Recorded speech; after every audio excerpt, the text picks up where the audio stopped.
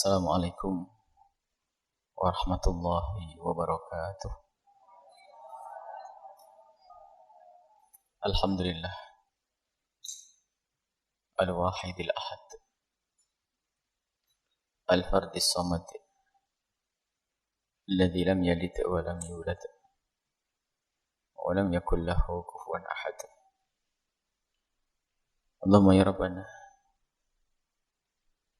fasalatullahi wa salamu ala habibina wa syafi'ina wa maulana sayyidina Muhammad wa ala alihi al-mutahharin wa ashabihi tayyibin wa tabi'ina lahum bi ihsan ila yaumiddin. Allahumma ya rabbana thabbit qulubana ala dinik wakhshurna yawmal qiyamati ma'a zumrati habibika sayyidina Muhammad wa tahta liwa'ihi. Allahumma ya rabbana urzuqna taubata qabla al-maut wa syahadata indal maut wal jannata ba'dal maut. Amma ba'du. Yang kami cintai, yang kami muliakan, para orang tua kami, saudara-saudari, adik-adik, para pemirsa, para pendengar dimanapun Anda berada, alhamdulillah kita bisa melanjutkan pertemuan kita di hari kedua di bulan mulia, bulan Ramadan. Semoga amal yang pernah kita lakukan diterima oleh Allah, dan semoga Allah mudahkan kita untuk menyempurnakan ibadah kita di hari-hari berikutnya di bulan mulia ini. Kita saat ini akan belajar bersama-sama bagaimana kita kenal Allah melalui nama-nama Allah, yang di dalam nama-nama Allah ada makna-makna yang merupakan sifat-sifat mulia Allah Subhanahu wa taala. Dan di dalam mengenal nama-nama Allah sekaligus memahami sifat-sifat Allah Subhanahu wa ta'ala akan menjadikan seorang hamba semakin dekat kepada Allah Subhanahu wa ta'ala. Akan tapi sebelumnya ada pembahasan yang biasa dihadirkan di saat berbicara tentang asma Allah, nama-nama Allah,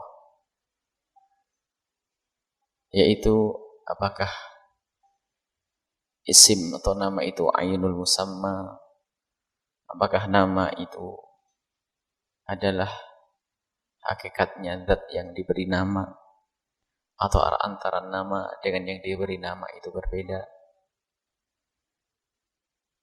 Ulama berbeda pendapat di dalam hal ini, kan tapi pendapat yang dikokohkan bahwa lain nama, lain yang diberi nama. Kalau nama adalah huruf-huruf yang terdiri, lafaz yang terdiri dari huruf-huruf yang menunjukkan kepada sesuatu yang diberi nama. Sehingga boleh satu zat punya nama yang banyak. Kalau seandainya al-ism ainul musamma, nama adalah hakikatnya zat yang diberi nama, maka bersama berbilangnya nama-nama Allah, maka akan berbilang juga zatnya Allah. Nama Allah 99. Kalau nama, setiap nama adalah zatnya, hakikat zatnya yang diberi nama, maka ketahuilah nanti ada keyakinan yang salah, Allah menjadi berbilang sampai 99. Akan tapi ketahuilah al-ism ghairul musamma, yang namanya nama adalah lafaz yang terdiri dari huruf-huruf, itu bukanlah zat yang diberi nama. Di sini ada perbedaan. Sehingga nama zat yang maha tunggal bisa saja mempunyai nama yang banyak. Kemudian di situ aja juga pembahasan pentingnya kita mengenali nama-nama Allah yang terkandung di dalamnya adalah sifat-sifat mulia, agar kita bisa berakhlak seperti akhlaknya Allah. bersifat seperti sifatnya Allah. Tapi makna sifat di sini bukan berarti kita punya sifat seperti sifatnya Allah yang qadimah, azaliyah. Akan tapi agar kita punya gambaran. Sebab untuk mengetahui zatnya Allah tidak ada yang tahu kecuali Allah. Akan tapi ada di situ cara untuk mengetahui sesuatu yang memang kita tidak bisa menjangkau secara sesungguhnya, akan tapi ada pendekatan. Walillahil mathalul a'la. Ada pendekatan agar kita tahu tentang sesuatu. Misalnya tentang madu.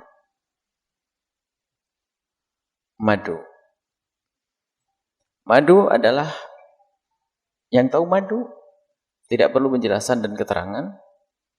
Rasanya adalah manis, lezat.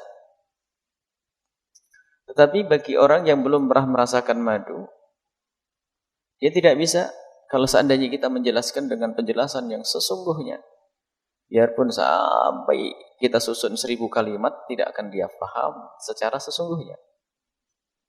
Berbicara tentang manis, dia akan ngomong manis kayak apa? Gak nyambung. Kayak gula bukan, kayak permen bukan, kayak ini bukan. Kenapa? Ini adalah masalah idrak dengan dzauq, rasa. Akan tapi cukup untuk kita merindukan dia kepada madu, kita bisa berbicara. Madu adalah manis. Dan dia tahu sudah rasa manis. Biarpun belum tahu rasa manisnya madu.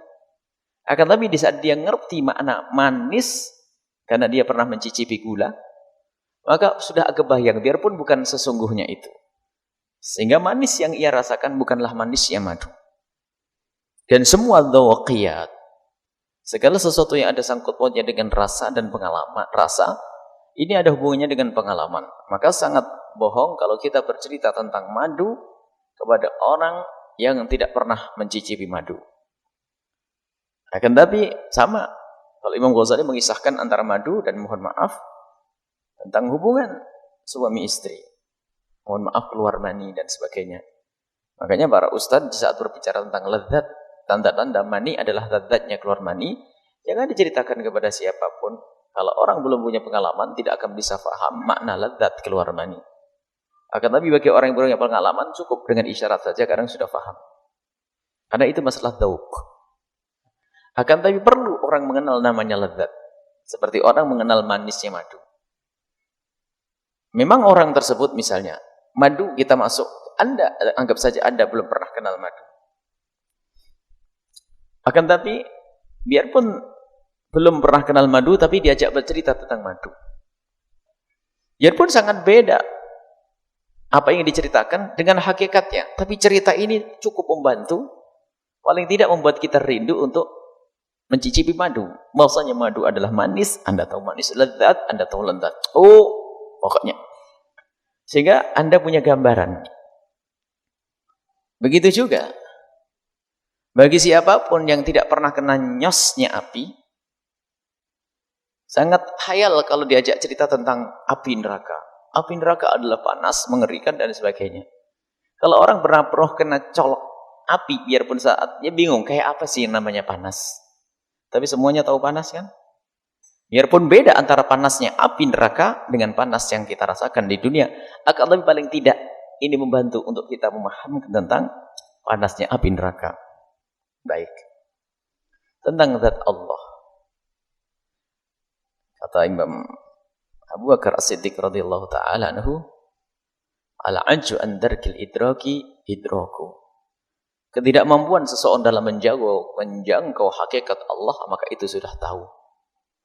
Hakikat kita tahu. Kalau kita ingin tahu zatnya Allah, saat itu pun kita tidak tahu. Karena tidak ada yang bisa mengetahui hakikat Allah, zat Allah secara sesungguhnya kecuali Allah. Tidak ada yang tahu. Akan tapi ketahuilah bahwa kita mengetahui Allah dengan sifat-sifatnya. Dan sifat-sifat Allah terkandung di dalam lafaz yang menunjukkan nama-nama Allah. Sifat seperti Ar-Rahman Ar-Rahim, Al-Ghafur yang Maha Pengampun. Bagaimana seseorang bisa faham tentang sifat pengampun, atau bagaimana seseorang faham tentang sifat kasih dan sayang kalau dia sendiri belum punya pengalaman tentang makna kasih sayang? Sehingga ada gambaran bagaimana kasih sayang seorang ibu. Nabi pun pernah mencontohkan bagaimana seandainya kau melihat seorang anak kecil mau diceburkan ke neraka, bagaimana ibunya akan apa? Seorang ibu yang melihat anaknya lapar, kemudian waktu itu hanya 2 anak, dia punya 2 anak. Saking laparnya bertiga, 2 anaknya lapar dan ibunya sendiri adalah lapar. Mendapatkan 3 korma. Sehingga 1 korma diberikan kepada salah satu anaknya, 1 korma lagi diberikan kepada salah satu anaknya, dan 1 korma mestinya untuk dirinya. Di saat melihat anaknya makan begitu, kerasa kurang, akhirnya korma yang tinggal 1 seharusnya untuk dirinya, dibelah. Kemudian separuh lagi diberikan kepada anaknya, separuh lagi diberikan kepada anak yang satunya lagi. Maka dia tidak mendapatkan apa-apa. Lalu Nabi mengatakan, ketahuilah, Allah lebih kasih kepada hambanya, melebihi daripada kasihnya seorang ibu kepada anaknya. Jadi ada gambaran. Di saat berbicara tentang kasihnya antara manusia dengan manusia, maka akan faham makna kasih sayang. Dan kita mengenal sifat pengampun. Dan pengampun itu adalah sifat yang indah, mulia. Dibuat contoh, jika ada seorang tiba-tiba dilukai, tiba-tiba didolimi, ternyata dia lapang dada. Semua orang mengatakan nyanjung, luar biasa. Padahal sifat pemaafnya manusia ini bukan seperti sifat pemaafnya Allah. Sangat berbeda. Akan tapi Allah, dan sifat Allah tidak ada tandingannya, tapi untuk mendekatkan. Sehingga kita faham, biarpun kita tidak tahu hakikat kasih sayang Allah itu seperti apa, hakikat Allah seperti apa, kita tidak akan faham. Akan tapi dengan seperti ini akan ada gambaran. Ada gambaran. Sehingga kalau bicara tentang kasih sayang Allah, berbicara tentang surga, bagaimana akan bercerita tentang surga? Khayal. Surga, sebab Nabi sudah mengatakan mala ainun ra'at wala udhunun sami'at. Tidak pernah mata melihat, tidak pernah telinga itu dengar hakikat surga, begitu indahnya. Tapi diceritakan oleh Allah di dalam Al-Qur'an. Tapi surga seperti apa? Tidak seperti yang pernah terlintas di benakmu, akan tapi surga lebih dari itu. Akan tapi lihat di saat disebut namanya air mengalir. Di saat melihat buah-buahan yang dipetik. Di saat mendengar ranjang yang ditinggikan. Ini kan kebayang waktu di dunia itu adalah keindahan. Tajri min tahtiyal anhar. Pepohonan yang di bawahnya mengalir air-air. Itu gambaran keindahan. Gambaran-gambaran keindahan yang disebutkan ini bukan menceritakan tentang hakikat surga.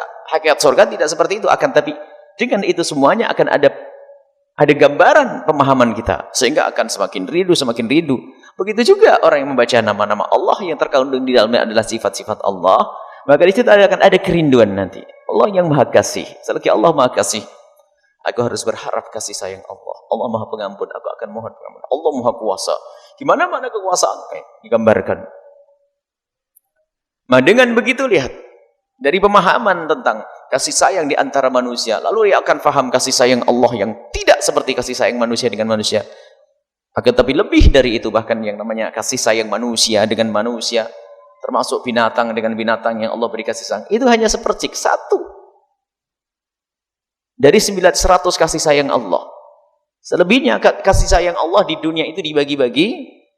Kasih sayang Allah itu kalau digambarkan 100 kasih sayang, dan kasih sayang Allah itu yang 100 dibagi-bagi sehingga hamba di dunia ini punya kasih sayang. Burung dengan burung, sehingga dia ngerti di saat baru ngatas dia pun harus pergi mencari makanan. Dan tulus dia ikhlas. Tidak pernah berharap di masa tuanya nanti agar bisa disuapi oleh anak burung. Lebih tulus daripada orang tua yang merawat anak kadang-kadang berharap di masa tuanya nanti dia yang merawatku. Dan itu adalah cara salah mendidik anak. Kita mendidik anak bukan karena kita ingin menumpang di masa tua kita. Kita mendidik anak karena kewajiban dan tanggung jawab dari Allah. Burung dengan ketulusannya, nurani, fitrah, kasih sayang yang Allah berikan kepada hatinya, sehingga fitrah di dalam kepada diri burung tersebut. Kita tidak bicara tentang hati burung. Hati burung digoreng.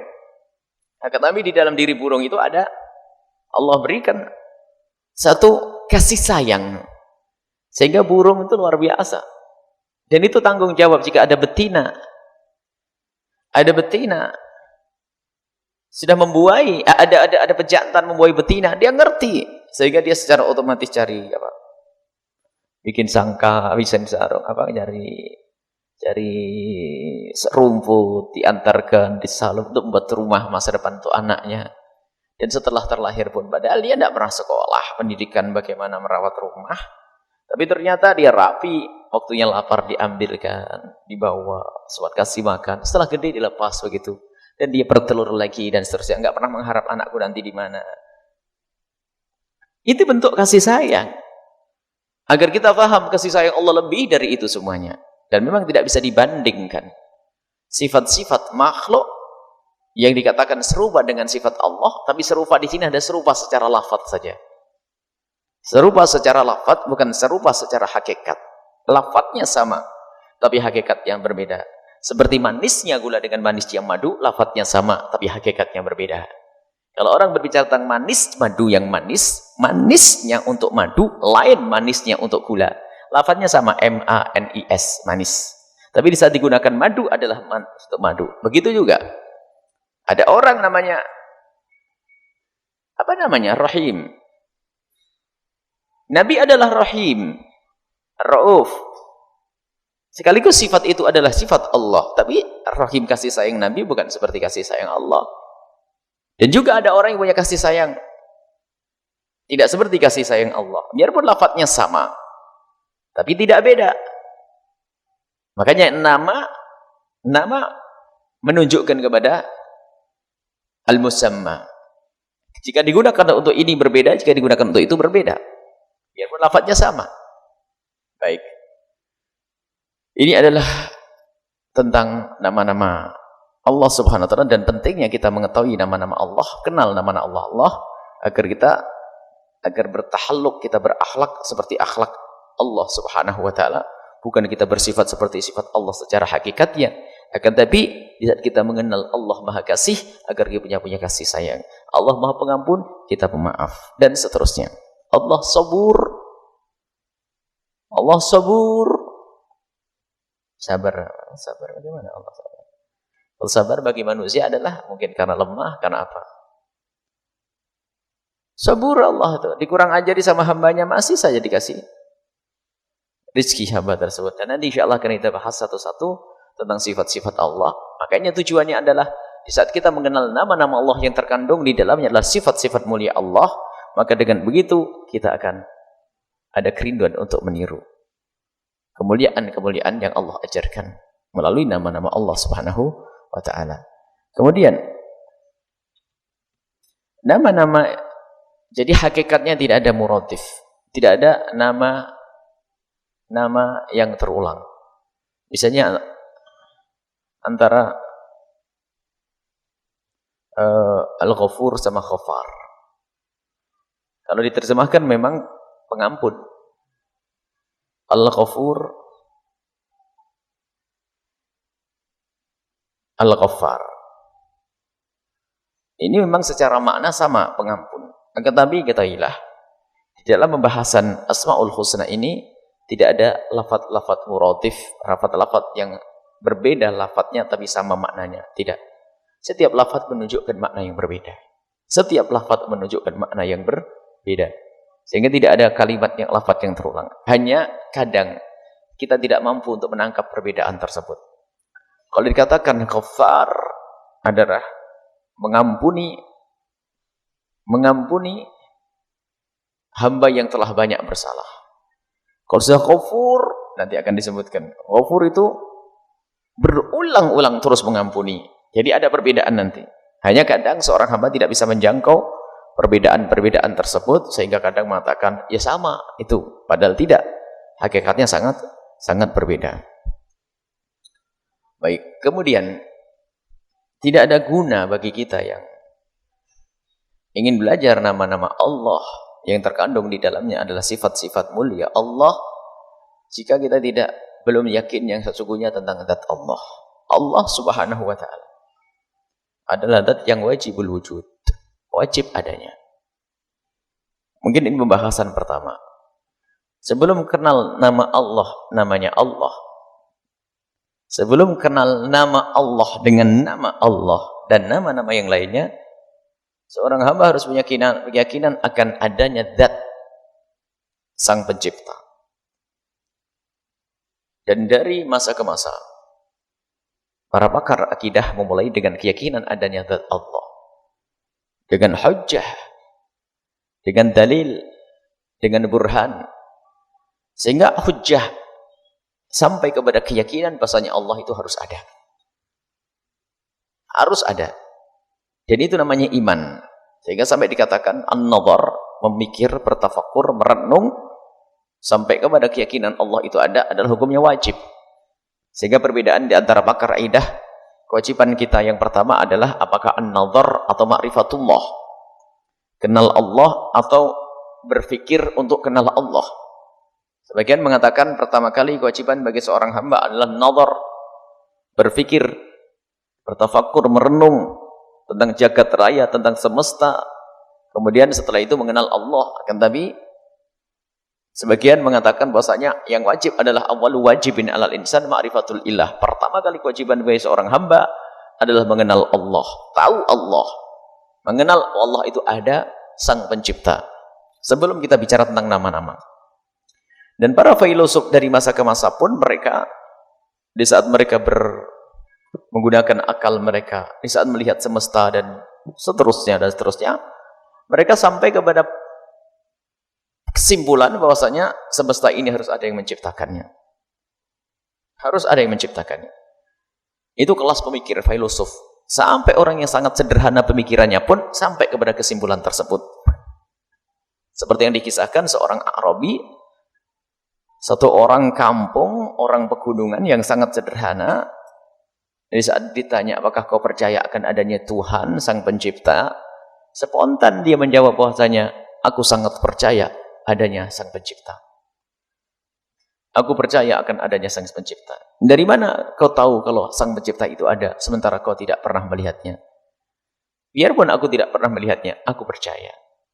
Dia menggambarkan dengan contoh sederhana. Kalau ada bekas kaki berjalan, tentu tadi ada orang berjalan di atasnya. Kalau ada kotoran unta yang berceceran, pasti ada untanya. Gak mungkin ada kotoran unta tidak keluar dari unta. Kalau bahasa sekarang, kalau kita bicara tentang pena ini, biarpun aku tidak pernah melihat yang membuat, tapi aku yakin bahasanya pena ini ada yang membuat. Ini dialog sederhana.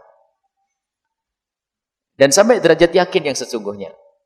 Orang yang sangat sederhana pemikirannya pun tidak akan percaya kalau ini pulpen ajaib. Ini pulpen aja, ajaib, dia terbentuk secara sendirinya ini. Karena ditiup angin sehingga membuat lubang kayak begini, kemudian ini ketabrak apa sehingga ini, kemudian tintanya itu adalah rembesan dari apa, getah apa itu. Apaan tuh ngomong? Ustaz gila mungkin itu. Semua orang langsung percaya kalau pulpen ini ada yang menciptakannya. Nah, orang cerdas akan berpikir, jika sesuatu yang kecil saja ini harus ada yang menciptakan. Bagaimana dengan sesuatu yang besar ini? Semesta.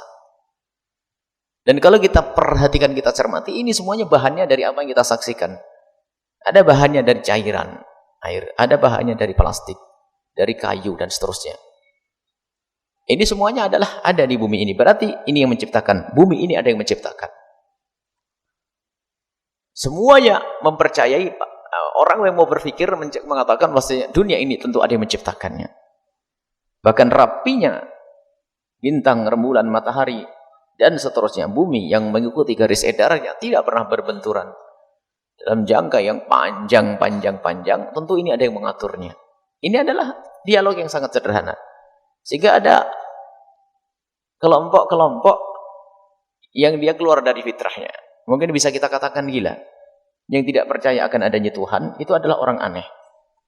Sehingga begitu jelasnya Tuhan itu bagi orang yang sehat pikirannya, sehingga tidak ada orang yang tidak percaya akan adanya Tuhan. Tidak ada orang yang tidak percaya. Semua manusia percaya akan adanya Tuhan Sang Pencipta. Hanya kadang salah alamat banyak. Sehingga kalau kita pergi ke negeri-negeri, pergi ke pelosok-pelosok, pergi ke bangsa-bangsa, lihat semuanya percaya akan adanya Tuhan. Hanya kadang salah alamat. Ada bangsa Persia mengatakan api adalah Tuhannya.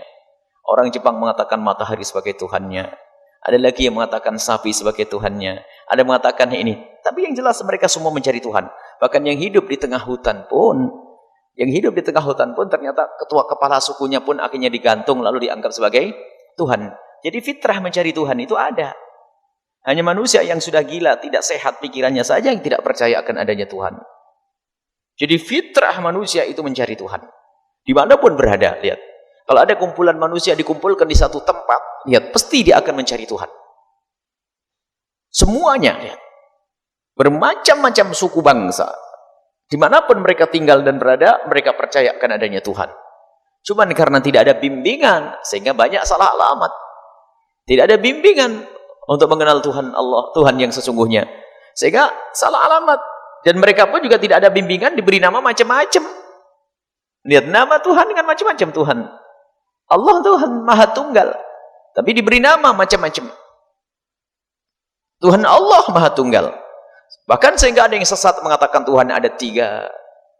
Tuhan pencipta, Tuhan penjaga, Tuhan penyirna, dan seterusnya. Ini adalah kalimat-kalimat yang mereka ungkapkan dari kebodohan. Akan tapi pada dasarnya semua manusia percaya akan adanya Tuhan. Ada sekelompok namanya Dahriyun. Dahriyun itu adalah mengatakan ini adalah atau materialis. Orang ateis yang katanya tidak percaya Tuhan itu sebetulnya itu karena betul-betul di puncak kedunguan. Puncak kedunguan, semua manusia percaya akan adanya Tuhan. Sehingga mereka lari daripada percaya pada Tuhan, akhirnya menuhankan sesuatu yang salah juga. Aku tidak percaya akan adanya Tuhan. Akan tapi mereka menuhankan proses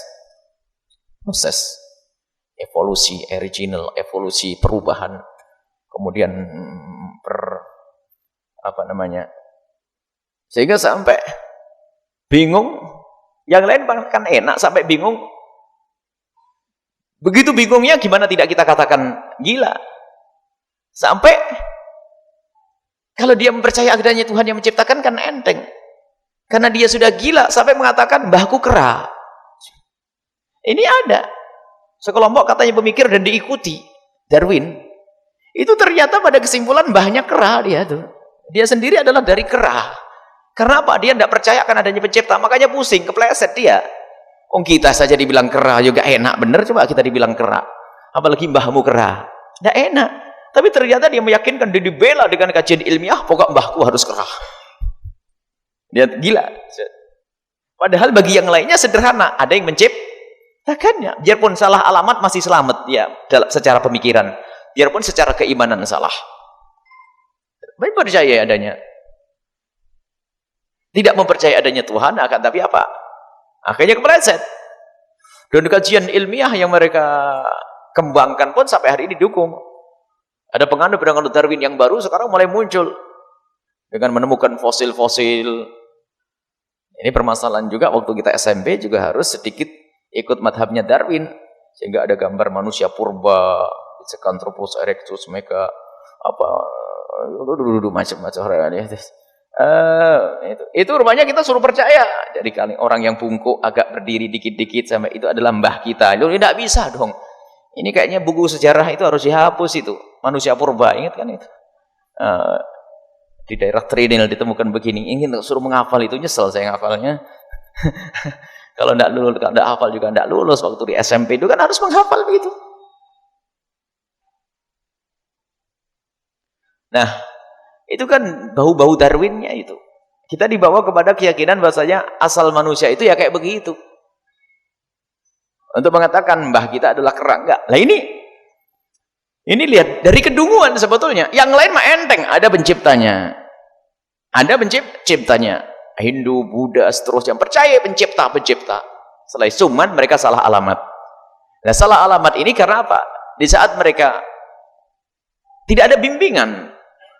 Dan lagi-lagi akalnya salah, meyakini Tuhan berbilang, sehingga di dalam Islam tadi diajak dialog. Kalau Tuhan berbilang itu gak akan bisa benar nih, repot mengambil keputusan. Yang satu pengen menghidupkan, yang satu pengen mematikannya. Ini bisa repot musyawarah terus nanti. Tapi Zat Maha Tunggal, dia mau hidupkan, mematikan, masuk suka. Coba kebayang, ada satu agama yang mengatakan ada Tuhan Sang Pencipta, ada Tuhan yang menjaga, ada Tuhan yang merusak. Nah, di saat Tuhan yang menciptakan itu, tiba-tiba melihat ciptaannya dihancurkan, bagaimana ini?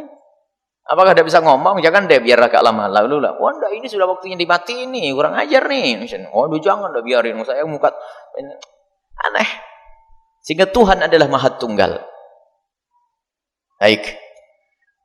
Selesai. Dan bahwasanya yang tidak percaya akan adanya Tuhan hanya orang gila.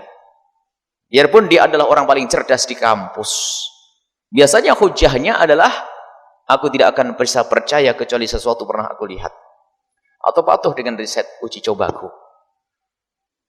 Orang yang hanya mempercayai sesuatu yang bisa dilihat oleh panca inderanya, atau orang yang hanya bisa percaya kepada sesuatu yang ia alami, maka itu orang gila, laki-laki gila yang kedua. Kita bisa mempercayai sesuatu biarpun kita tidak pernah melihatnya. Kita bisa percaya adanya sesuatu biarpun kita tidak pernah mendengarnya. Kita bisa percaya tentang sesuatu biarpun kita tidak pernah menyentuh. Kita bisa mempercayai sesuatu. Biarpun kita tidak mengatakan pernah membuat riset, uji coba untuk buktikan sesuatu itu ada.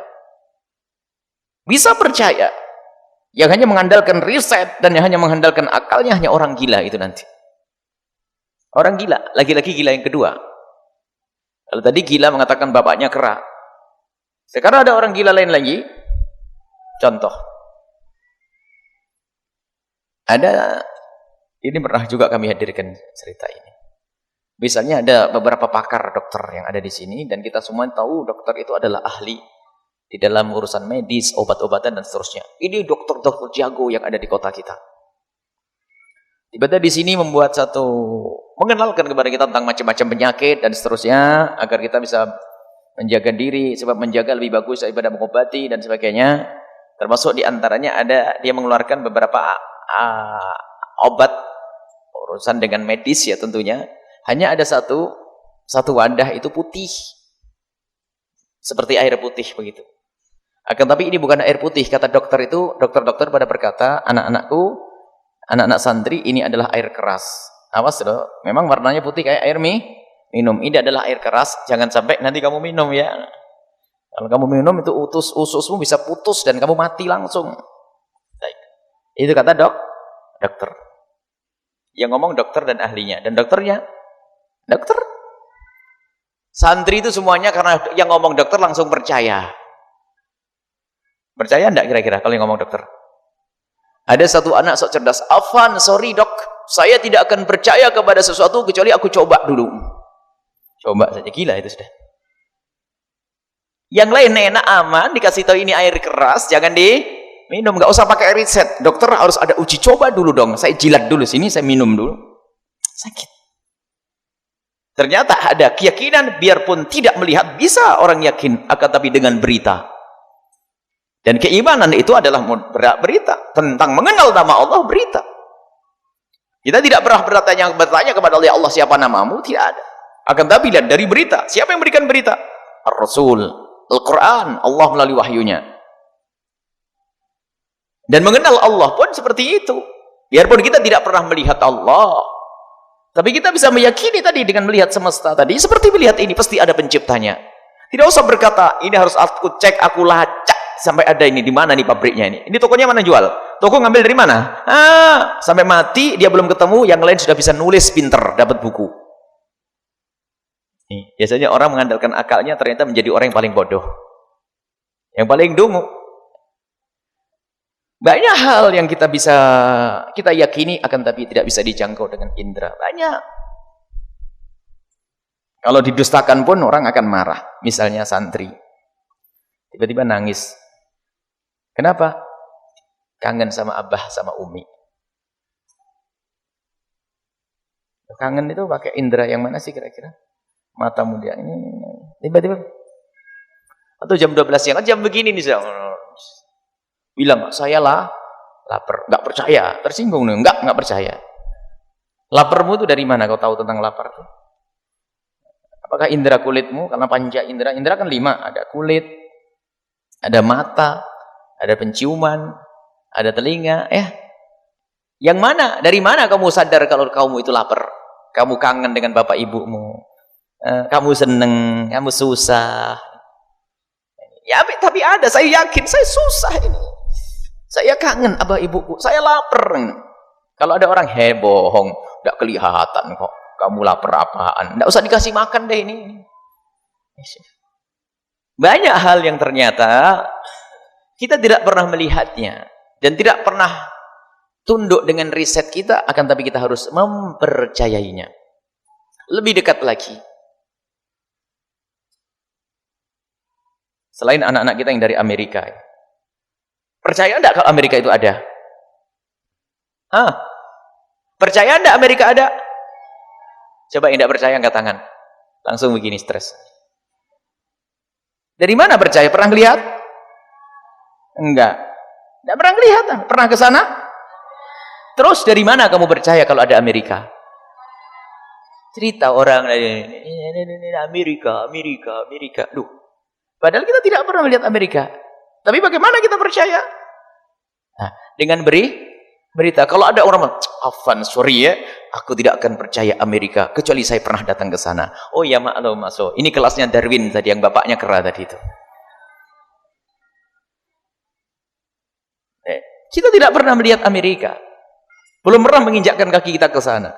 Tapi mendengar berita, dan berita ini pun ya jelas saat televisi. Yang cerita bapak kita pun juga tidak pernah ke Amerika. Dari cerita ke cerita ini. Ya. Hanya karena anak-anak kita dari Amerika cerita benar, baru benar orang Amerika ngomong gitu kan. Tapi yang lainnya hanya katanya tetangga, katanya ini, katanya ada Amerika di televisi, Amerika. Yang belum pernah umroh Mekah, ada Ka'bah. Tidak pernah ke sana, akan tapi bisa percaya. Ternyata untuk percaya bisa saja kita dengan berita. Bagaimana kita bisa percaya jika berita itu adalah benar? Dibawa oleh orang yang tidak pernah berbohong. Ada namanya khabar mutawatir.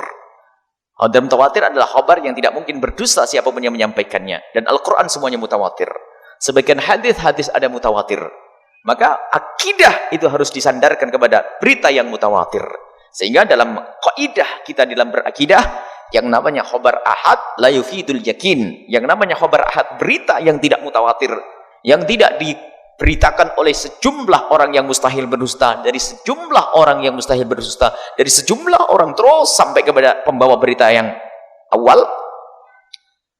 Maka jika tidak mutawatir, kita tidak wajib tidak bisa mewajibkan orang untuk meyakininya.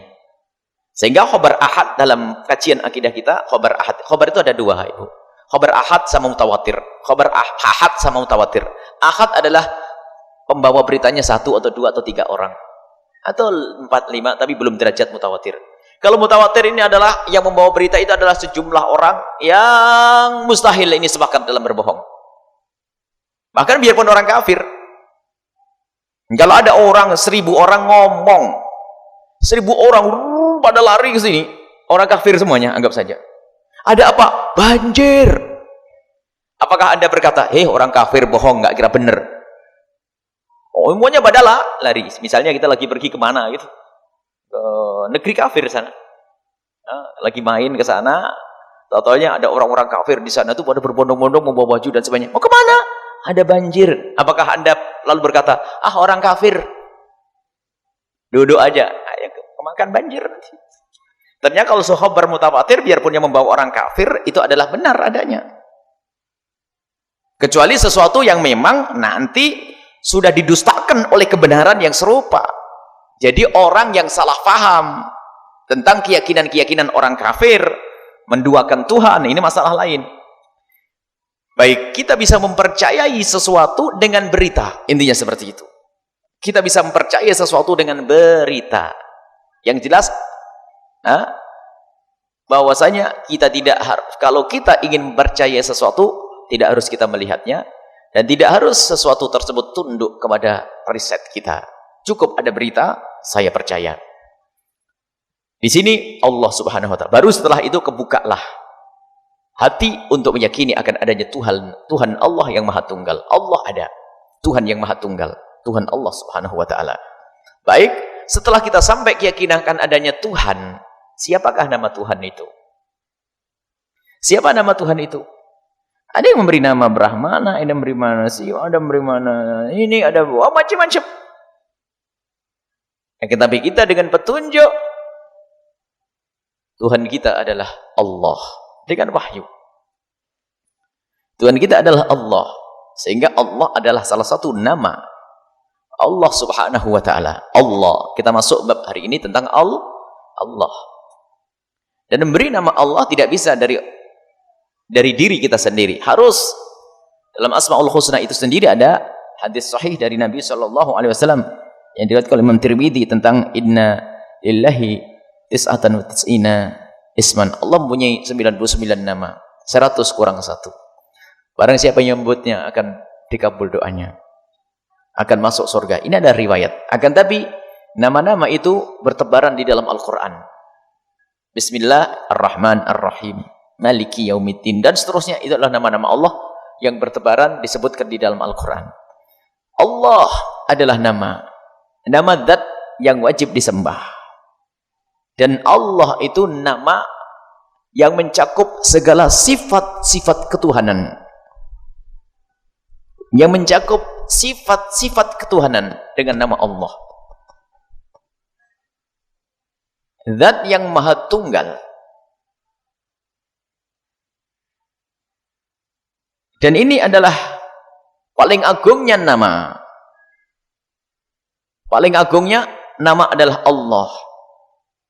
Nah, kalau ditanya tentang makna Allah, karena sudah mencakup semua sifat-sifat ilahiyah, tinggal nanti disebutkan sifat-sifat Allah tersimpul itu dalam makna Allah. Jadi kalau tanya tentang makna Allah seperti apa? Jadi semua sifat-sifat ketuhanan tersimpulkan di dalam nama Allah. Sifat-sifat kemuliaan, sifat-sifat yang layak untuk Allah tersimpulkan di dalam makna Allah. Berbeda dengan sifat-sifat yang lainnya, Ar-Rahman, Ar-Rahim, ada hubungannya dengan kasih sayang. Menunjukkan tentang kasih sayang Allah. Nama Allah Ar-Rahman, nama Allah Ar-Rahim. Tapi Allah yang Rahman sangat berbeda dengan Syadidul Iqab atau Muntaqim. Tidak bisa. Muntaqim artinya adalah Al-Ghafur. Muntaqim bukan artinya Ghafur. Tapi kalau sudah Allah bisa diberi makna Ar-Rahman. Rahman Allah masuk situ. Rahim Allah, pengampun Allah. Sebab yang namanya Allah mencakup semua sifat-sifat kemuliaan Allah. Sifat-sifat ketuhanan. Dan tidak ada satupun dari makhluk Allah bisa menggunakan nama ini untuk dirinya. Biarpun untuk menentang Allah. Tidak ada. Siapapun tidak ada yang bisa memberi nama. Apakah anaknya? Nggak ada. Mungkin ada orang menginginkan anaknya diberi nama Allah. Tidak ada sampai hari ini memberikan nama anaknya Allah. Tidak ada. Unik. Akan tapi begitu kenyataannya. Coba ada yang berani beri nama anaknya Allah. Ada orang Nasrani sendiri, ada yang beri nama anaknya ya Yesus. Bahkan ada orang menghinakan dengan memberi nama Sana'udzubillah. Allah mengutuknya, memberi nama binatangnya dengan nama nabi-nabi. Bisa. Akan tapi Allah tidak bisa digunakan oleh siapapun untuk memberi nama anaknya. Abdullah, ya hamba Allah. Mungkin ada orang namanya Rahim. Ada orang namanya apa nama-nama? Razak. Dan tidak syirik sebab khairur razikin. Allah khairur razikin, sebaik-baik zat yang memberi rezeki. Jadi ada razak-razak yang lain.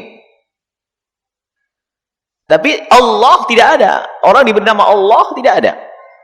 Biarpun untuk nentang Allah nggak bisa. Ini unik. Sesuatu yang luar biasa ini. Coba cari penjuru dunia sana. Ada orang punya anak, tahu-tahu salah satu anakku namanya Allah, nggak ada. Kan Rahman Rahim boleh. Biarpun sebagian dikasih Abdur Rahman wa Abdur Rahim. Kalau seandainya ada orang namanya Rahman Rahim, Rahman dan Rahim, sebab Rahman bisa saja sifat itu dimiliki oleh hamba, bukan sifat Allah. Yang diinginkan adalah seorang hamba yang Rahman. Nabi Muhammad Rahim, Rauf dan seterusnya. Baik. Jadi Allah adalah nama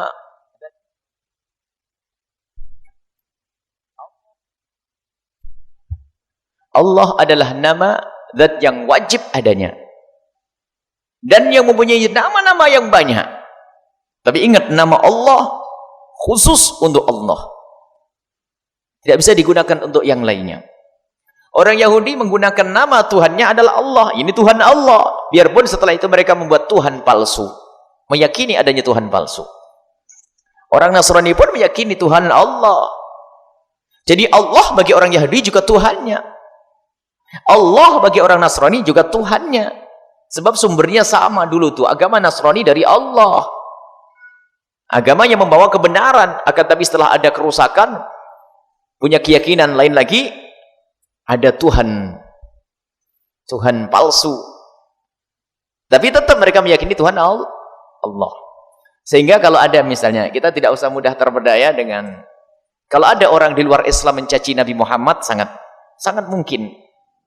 Sebab pada zaman Nabi pun ada orang mencaci Nabi Muhammad SAW. Akan tapi jika ada misalnya sepatu dan sebagainya yang tulisannya Allah, kalau itu dibuat oleh orang Yahudi, itu sepertinya mustahil. Karena apa? Allah juga Tuhan mereka. Allah juga Tuhan mereka. Tapi kalau nama Nabi diinjak, diolok, kadang-kadang kita terburu-buru pasukan anti amar ma'ruf nahi mungkar, hanya gara-gara mirip tulisan Allah saja langsung diprotes. Padahal apa? Allah bagi mereka juga Tuhannya. Allah bagi orang Yahudi juga Tuhannya. Kita tidak membahas masalah itu.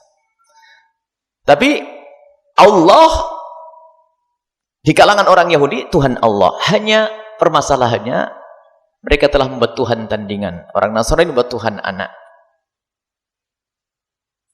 Ada Tuhan Bapa. Ini adalah sebuah kesalahan penyelewengan akidah yang pada dasarnya Nabi Isa alaihissalam adalah agamanya, keyakinannya seperti Nabi Muhammad, dan Nabi Musa seperti Nabi Isa. Tuhan Maha Tunggal, Allah yang Maha Tunggal, Allah Jalla Jalaluh. Baik, ini saja kita hari ini kita dengan nama Allah, yaitu Allah. Baru selanjutnya kita akan melanjutkan tentang nama-nama yang lainnya, Ar-Rahman dan Ar-Rahim. Wallahu a'lam bishawab. Syukur kasihan kami ucapkan kepada guru kita semua, Bu Yahya, telah menerangkan kajiannya di sore hari ini. Semoga ilmu yang kita dapatkan kita bisa menghafalnya dalam kehidupan sehari-hari. Baik para jamaah semuanya, untuk selanjutnya kita masuki bagian tanya jawab. Bagi para jamaah yang ingin bertanya, kami berikan satu kesempatan. Dari jamaah ibu-ibu satu dan jamaah laki-laki satu dengan satu orang satu pertanyaan.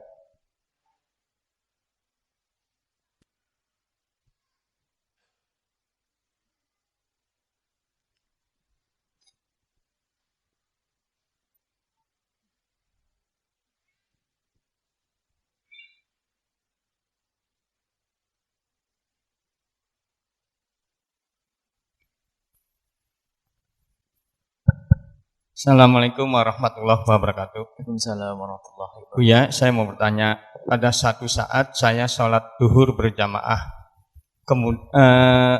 hanya ada satu shaf, tapi banyak, ada 10 orangnya lebih lah. Apa yang terjadi bahwa pada sholat duhur itu imamnya lupa, sebetulnya 4 rakaat tapi 5 rakaat. Kemudian makmum baru teringat setelah salam. Setelah salam mau wirid, baru ingat, tadi semuanya ingat bahwa tadi itu 5 rakaat. Yang saya pertanyakan, apakah sholatnya perlu diulang atau tidak? Sekian, terima kasih. Wabillahi taufiq wal hidayah. Wassalamualaikum warahmatullahi wabarakatuh. Salam. Dari jamaah ibu-ibu.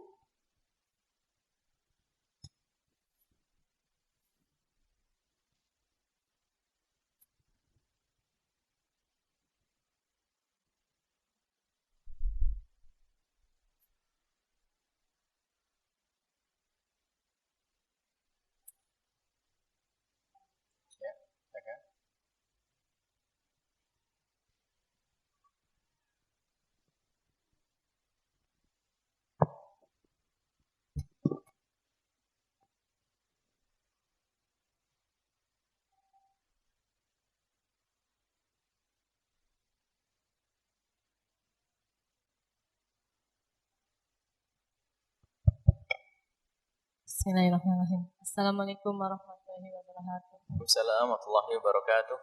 Buya, saya pernah dengar dari seseorang di radio mengenai hukum nyanyian. Katanya nyanyian tuh seperti kayak orang Nasrani ya. Nah, kaitannya dengan istighfar yang diucapkan, misalkan ucapannya begini, Astagfirullah Robbal Baroya. Nah, itu tuh mereka menghukuminya itu tuh seperti gaya seorang Nasrani. Maksudnya saya minta penjelasan Bu ya. Mungkin gitu aja. Assalamualaikum warahmatullahi wabarakatuh. Bismillahirrahmanirrahim. Yang pertama adalah jika ada seseorang melakukan sholat berjamaah, kemudian imamnya lupa, dilihat tentang kelupaan ini. Akan tapi yang jelas, di saat imam lupa, sehingga lupanya imam itu bisa membatalkan sholat. Biarpun tidak membatalkan sholat, akan tapi meninggalkan sunnah-sunnah ba'd. Seharusnya tasyahud awal tiba-tiba tidak tasyahud, langsung berdiri. Atau tiba-tiba nambah rakaat, atau tiba-tiba nambah ruku'. Yang jelas, jika kita menemukan imam itu salah, maka bagi kaum pria wajib mengingatkan dengan bertasbih, dengan mengucapkan kalimat subhanallah, agar tahu kalau dia salah. Sebab mungkin sekali dia adalah lupa manusia, sehingga ada disyariatkan sujud sahwi setelah itu nanti. Jadi mengingatkan imam itu harus. Kalau kita tahu. Kemudian jika wanita bertepuk tangan. Kalau 5 orang prak, semuanya kan tahu. Cuman tepuknya disunahkan untuk punggung, tangan dengan punggung agar berbeda dengan tepuk sorak hurai. Tepuknya begini. Nah, begitu. Itu bagi wanita. Baik, kemudian jika imam tersebut diingatkan seperti yang ditanyakan, sholatnya sudah 4 rakaat, tiba-tiba diingatkan masih saja berdiri, jangan dipastikan kalau dia itu salah. Mungkin dia itu ada yang ingat tadi Fatihahnya tidak kebaca, sehingga dia harus nambah 1 rakaat. Tapi secara lahir menurut kita itu rakaat yang kelima. Maka setelah kita mengingatkan, kita tidak boleh ikut. Sebab kalau kita ikut mengikuti amalan yang menurut dugaan kita salah, karena sholat duhur hanya 4 rakaat, loh kok 5? Berarti kita tidak boleh mengikuti. Ada 2 pilihan buat makmum. Yang pertama adalah intidhar, nunggu dengan khusnudzon, mungkin imamnya ada yang kurang, sehingga imam berdiri, mungkin Fatihahnya kurang, sehingga imam berdiri lagi, kemudian sujud, kemudian tahiyat, assalamualaikum bareng, atau langsung niat pisah. Karena imam tiba-tiba berdiri lagi, maka saya tidak, saya cukup 4 rakaat, karena saya tidak boleh menambah rakaat. Jika kita sadar kalau ini rakaat yang kelima kok ikut, batallah sholat kita. Lah sekarang ini hebat lagi, sak makmumnya juga lupa. Ini jos ini. Kebanyakan duit mungkin ya. Sak makmumnya lupa ini. Sehingga setelah assalamualaikum ngomong, tadi sholat berapa rakaat? Kayak 5. Oh 5. Ya sudah, karena lupa semuanya, ya tidak dosa semuanya dan sah semuanya. Nggak usah diulang semuanya. Cuman antik ini ya. Nggak usah diulang semuanya. Baik, selesai. Itu jika kita itu lupa. Baik, kemudian tentang lagu itu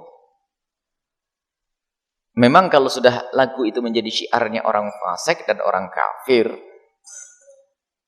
lagu itu kalau kita senandungkan langsung kebayang tentang kekafiran dan kefasikan. Maka yang tidak diperkenankan itu bukan lagunya, tapi niru orang fasik atau membesarkan syiarnya orang fasik. Menyenandungkan lagu bukan dilarang. Menyenandungkan lagu tidak dilarang. Bahkan baca Al-Quran pun asalkan sesuai dengan tajwidnya adalah indah. Sebab dalam bahasa Arab kan artinya Qul huwallahu ahad, itu kan. Tapi ternyata ada orang yang suaranya bagus, bismillahirrahmanirrahim, Qul huwallahu ahad, ada. Dan bukan dilarang. Jadi akhir-akhir ini yang diikutkan lagu lain tidak bisa ayat Al-Quran ini pembahasan. Kalau kita menyenandungkan Al-Quran dengan menggunakan lagu yang bagus dan tidak mengurangi makhrajnya, hak-hak huruf kita penuhi, sifat-sifat huruf kita penuhi, kemudian lagu itu bukan menjadi syiarnya orang fasik, maka boleh. Jadi yang menjadi tidak boleh adalah termasuk lagu-lagu sholawat, lagu-lagu apapun qasidah, jika itu syiarnya orang fasik menjadi tidak diperkenankan karena itu syiarnya orang fasik. Sebab yang punya lagu bukan orang Nasrani saja, orang Islam juga punya lagu. Bukan saja orang Jepang, orang Cina juga punya, orang Jawa juga punya. Bukan di saat orang menyenandungkan lagu, lalu kita katakan dia Hindu. Enggak. Memang masyarakat Jawa dulu adalah Hindu. Sehingga kalau ada orang uro-uro, bahkan kita menemukan orang-orang tua membaca Asmaul Husna dengan lagu Jawa. Asmaul Husna dan tidak keluar dari kana. Tapi bukan mengikuti orang Hindu yang menyanjung dewa-dewa mereka, tapi memang dia adalah lidah Jawa, sehingga Allahur Rahmanur Rahim Al-Malikul Qudus. Kalau kan sekarang ada lagu baru lagi. Yang jelas jika lagu itu bukan syiarnya orang fasik, menjadi tidak apa-apa. Tapi yang menjadi masalah syiarnya orang fasik. Lagu sudah masyhur di kalangan orang goyang pinggul, lalu kita gunakan untuk baca salawat. Kan ibu-ibu di kampung itu yang aneh-aneh itu. Ini lagu ini sudah masyhur, lagunya orang goyang pinggul. Goyang pinggulnya di TV, perut yang kelihatan dan sebagainya. Tentunya lagunya menarik, burdahnya diganti lagu itu. Ini yang masalah ini. Tapi kalau membuat lagu yang menarik, indah untuk didengar dari salawat-salawat qasidah. Bahkan orang Jawa pun sudah punya lagu sebelum orang Nasrani masuk di sini. Ada lagu-lagu Jawa dan seterusnya. Jadi masalah lagu itu yang menjadi haram nanti adalah bukan urusan lagunya, akan tapi nanti ada pembahasan ya. Misalnya ada 5 hal yang harus dibahas. Hukum menyenandungkan syair-syair, lagu-lagu. Boleh tidak? Maka ada contoh menyenandungkan syair. Bahkan Nabi senang kalau ada orang membaca, diperindah bacaannya. Sehingga ada beda. Kemudian siapa yang menyenandungkannya, biarpun itu sholawatan, tapi yang menyandungkan orang centil, ganjen, kemenyek. Di depan kaum laki-laki, biarpun itu qasidah, haram jadinya. Nah, yang ketiga adalah tempatnya. Biarpun itu qasidah, nasyid, orangnya berjubah imamah, tapi di tempat maksiat. Orang pada gak karu-karuan, pemabuk, pezina di situ, merendahkan salawat. Kemudian waktunya, biarpun itu qasidah, kalau ganggu orang, depan rumah sakit, orang penyakit jantung semuanya, tatanya kita masang sound gede-gede, mau sholawatan, ini ya haram. Yang kelima adalah di saat diiringi dengan beberapa alat. Nah, pembahasan masalah alat itu ada hubungannya dengan lagu, nanti akan dihubungkan dengan hukumnya yang disampaikan oleh para ulama. Ternyata haramnya lagu dan alat musik itu adalah di saat lagu dan alat musik itu menjadi da'bul fusak, menjadi ciri khasnya orang fasik. Jika ternyata lagu dan alat musik yang kita gunakan bukan ciri khasnya orang fasik, maka balik kepada asal mubah, asal ibah, asli diperkenankannya. Tapi kalau sudah alat musik dan lagu itu menjadi ciri khasnya orang fasik, siapapun yang membawa lagu itu dan siapapun yang memainkan alat musik itu langsung dibilang, aduh, ini golongannya orang fasik. Tapi jika tidak, maka tidak akan dikatakan haram. Dan di Arab, pada zaman Nabi pun ada alat-alat musik, biarpun sesederhana itu, semacam rebana dan seterusnya. Rebana adalah alat malahi. Semua yang melalaikan. Kalau rebana dipukul, menarik juga indah. Ada yang kecil, ada ini. Dan orang-orang Badui bermain di hari raya. Nabi pun menyaksikan dengan Siti Aisyah yang ada yang Siti Aisyah dagunya di pundak Rasulullah, menyaksikan itu semuanya. Bahkan Nabi tidak melarang wanita yang ingin memukul rebana di atas kepala Rasulullah, yang waktu itu wanita bernadar, ya Rasulullah, inni nadartu an adribat tuffa ala ra'sika law salamakallah. Ya Rasulullah, aku bernadar untuk memukul rebana jika engkau selamat dari peperangan, dan kau selamat, gimana? Apakah aku harus memenuhi nadarku? Nabi menjawab, "Aufi binadrik." Penuhilah nadarmu. Kalau memang memukul rebana adalah haram, niscaya Nabi Muhammad tidak menyuruh untuk memenuhi nadar, sebab tidak ada nadar yang haram. Kemudian ini adalah dasar bahasanya ada bentuk pukulan-pukulan atau suara-suara yang ternyata tidak diharamkan, sebab zatnya adalah zat suara dari kayu, dari kulit yang dipukul. Adapun nanti keluar lagu-lagu itu ternyata bukan itunya, bukan kulitnya yang dipukul berbunyi dung atau tong dan sebagainya, itu bukan. Tapi kalau sudah menjadi da'bul fusak, ciri khasnya orang fasik, maka itu menjadi tidak diperkenankan, menjadi haram karena da'bul fusak. Itu saja. Jadi jangan seperti sebagian orang dikit-dikit haram. Makanya pembahasan tentang alat musik dan lagu itu harus pembahasan panjang lebar, dan dulu pernah kita hadirkan. Itu sekelumit penjelasan tentang lagu-lagu. Baik, ini saja karena waktu. Kita berdoa, dan setelah berdoa kita doa bersama tentang doa bulan Ramadan. Bismillahirrahmanirrahim. Alhamdulillahirabbil alamin. Allahumma shalli ala sayyidina Muhammad wa ala ali sayyidina Muhammad. Irhamna wa la tu'adzibna, wangsurna wa la tahdhurna, wa'afina wa la tumritna, wa akrimna wa la tuhinna, wa athirna wa la tu'thir alaina, innaka ala kulli syai'in qadir. Allahumma ya Allah, puji syukur kepadamu ya Allah. Engkau mudahkan kami untuk berkumpul di sini ya Allah. Berikan kepada kami semua ilmu yang manfaat. Berikan kepada kami semua keistiqomahan ya Allah. Ya Allah, seperti Engkau mudahkan kami berkumpul di sini, mudahkan kami kelak untuk berkumpul di surga bersama kekasihmu Nabi Muhammad. Ramadan bulan pengampunanmu, ampuni kami dosa-dosa kami, kesalahan kami ya Allah. Engkau sungguh maha tahu ya Allah tentang dosa kami dan kesalahan kami. Ampuni kami ya Allah, ampuni kami ya Allah, ampuni kami ya Allah. Dan kami mohon ya Allah, kabulkan hajat kami ya Allah. Kabulkan hajat keluarga kami, kabulkan hajat anak-anak kami, kabulkan hajat orang tua kami, kabulkan hajat para santri, kabulkan hajat orang tua mereka, dan kabulkan hajat kaum muslimin semua ya Allah. Dan kami mohon ya Allah, mudahkan kami untuk mendapatkan yang halal, dan cukupkan kami dengan yang halal darimu hingga kami tidak butuh dengan yang haram. Ya Allah, cukupkan kami dengan yang halal, pandangan kami cukupkan dengan yang halal, perut kami cukupkan dengan yang halal. Ya Allah, syahwat kami cukupkan dengan yang halal. Ya Allah, semua ya Allah, cukupkan kami dengan yang halal hingga kami tidak melakukan yang haram. Ya Allah, Kau maha tahu Ramadan saat ini ya Allah, jadikan ini Ramadan keberuntungan untuk kami, Ramadan pengangkatan derajat untuk kami, Ramadan pengampunan untuk kami, Ramadan pembebasan dari api neraka untuk kami. Dan kami mohon ya Allah, jadikan kami semua ahli istiqomah dalam beribadah. Dan kami mohon ya Allah, jauhkan kami dari sebab-sebab kehinaan ya Allah.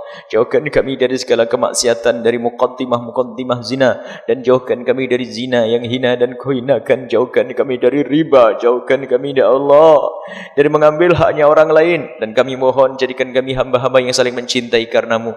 Hidup kami di rumah tangga kami indah, dalam bertetangga kami indah, dengan anak-anak kami indah. Kami ingin hidup indah di dunia sebagai muqaddimah keindahan kelak di surga bersama kekasihmu Nabi Muhammad. Yang sempit rezeki kami mohon lapangkan rezeki mereka dengan rezeki yang halal penuh berkah. Yang sakit sembuhkan, yang punya hutang mudahkan mereka dalam bayar hutang-hutang mereka. Dan kami mohon ya Allah, di bulan mulia ini ya Allah, di majlis mulia ini, di hari mulia ini, di perkumpulan orang-orang mulia ini, kami mohon muliakan semua yang telah berjuang di tempat ini. Apakah mereka yang berjuang dengan harta mereka, atau berjuang dengan ilmu mereka, atau berjuang dengan tenaga mereka, berjuang dengan pikiran mereka, atau berjuang dengan panjatan doa di tengah malam, kami mohon berikan kepada mereka semua segala kebaikan ya Allah. Berikan keikhlasan kepada mereka, berikan kebaikan kepada mereka di dunia dan di akhirat untuk diri dan keluarga mereka.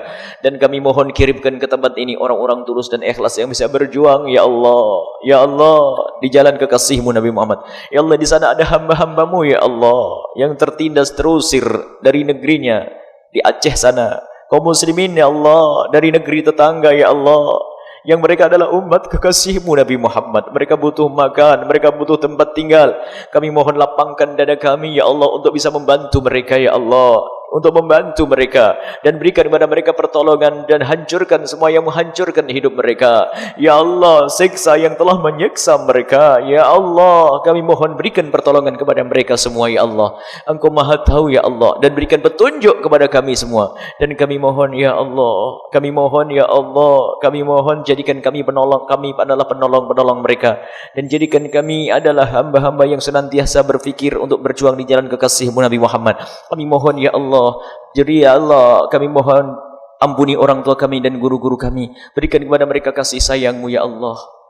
Dan kami mohon panjangkan umur kami dalam ketaatan serta sehat walafiat. Dan berikan kepada kami semua husnul khotimah. Mati dalam keadaan iman. Dan kami mohon ya Allah, jadikan ucapan kami di akhir hayat kami kelak. Saat Engkau hendak mencabut nyawa kami. Kami ingin saat itu ya Allah, hati dan lidah kami mampu mengucapkan kalimat agung dan mulia.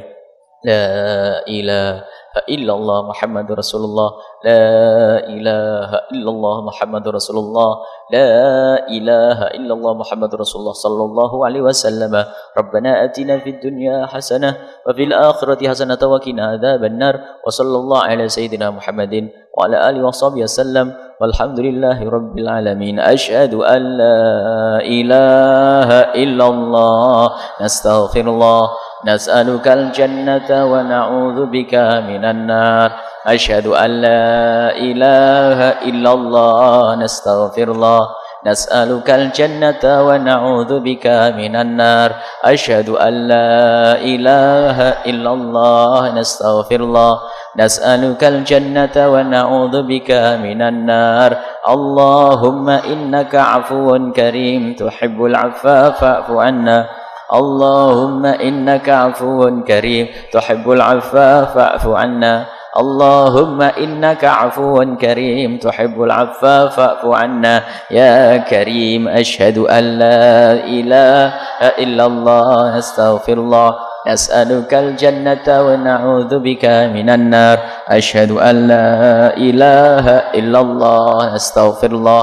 نسألك الجنة ونعوذ بك من النار أشهد أن لا إله الله نستغفر الله نسألك الجنة ونعوذ بك من النار اللهم إنك عفو كريم تحب العفو فاعف عنا اللهم إنك عفو كريم تحب العفو فاعف عنا اللهم إنك عفو كريم تحب العفو فاعف عنا يا كريم أشهد أن لا إله إلا الله نستغفر الله نسألك الجنة ونعوذ بك من النار أشهد أن لا إله إلا الله نستغفر الله نسألك الجنة ونعوذ بك من النار أشهد أن لا إله إلا الله استغفر الله نسألك الجنة ونعوذ بك من النار اللهم إنك عفو كريم تحب العفو فاعف عنا اللهم إنك عفو كريم تحب العفو فاعف عنا اللهم إنك عفو كريم تحب العفو فاعف عنا يا كريم ستقبل لنا بركة الفاتحة.